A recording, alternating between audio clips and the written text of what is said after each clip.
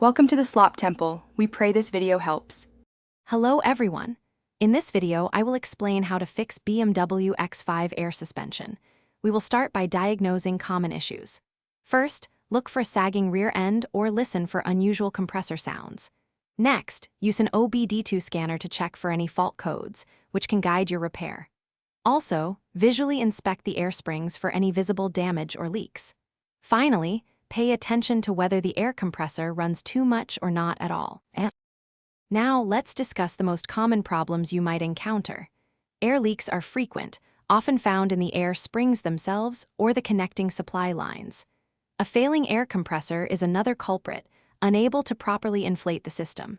Sometimes, the control module needs reprogramming to function correctly. Lastly, faulty height sensors can send incorrect signals, leading to an uneven ride height. When you are ready to repair, safety is paramount. First, safely lift your BMW X5 and secure it on sturdy jack stands. Next, carefully disconnect the air lines and any electrical connectors attached to the air spring.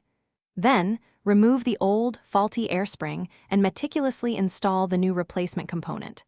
Finally, ensure all air lines and electrical connections are securely reattached before proceeding. After installation, it is time for testing. Gently lower the vehicle and allow the air suspension system to self-level. Then, take your BMW X5 for a drive of about 5 to 10 miles to confirm proper operation and ride comfort.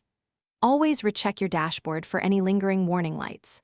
Finally, ensure the vehicle consistently maintains its correct ride height over several days, confirming a successful repair.